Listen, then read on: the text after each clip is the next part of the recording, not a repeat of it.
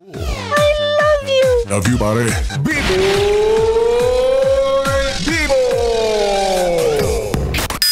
Dati, nung bata pa ako, naaalala ko, pangarap kong tumulong sa mga mahihirap paglaki ko.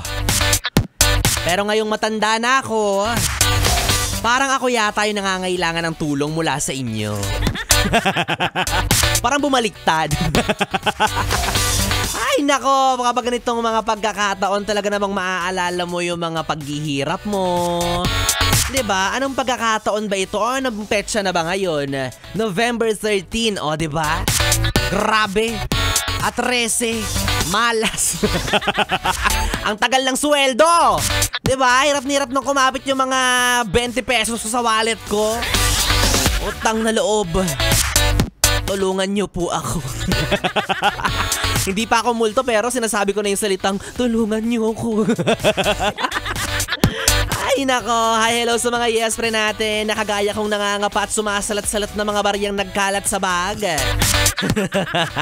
Oo, diba? Ganyan talaga kapag petsa de peligro na. Talaga nga naman, oo. Minsan nasa bag talaga natin yung pag-asa. Kung akala mo walang-wala ka na pero pagtingin mo sa kaibuturan ng bag mo, shucks! May barya! Diba? Umabot pa ng 50. O hindi naman kaya kapag maglalaba ka, 'di ba? Tapos may makakapakang papel sa bulsa.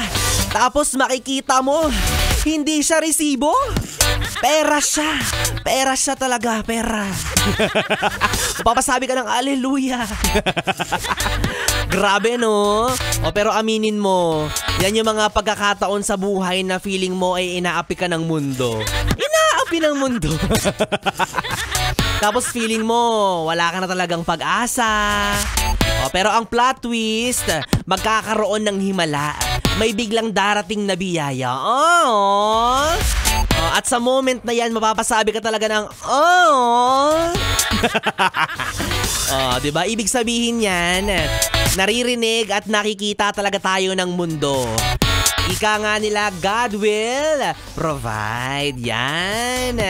Diba? Manalig ka lang, kumapit ka lang, at syempre samahan mo rin ng gawa. Hindi yung puro asa ka lang ng asa sa kapwa. Diba? Alam mo, sinasabi ko sa inyo, minsan talaga sa buhay natin, akala natin talagang wala na, katapusan na ng lahat. Pero one day, one time, merong ibababang tulong sa'yo. Yon.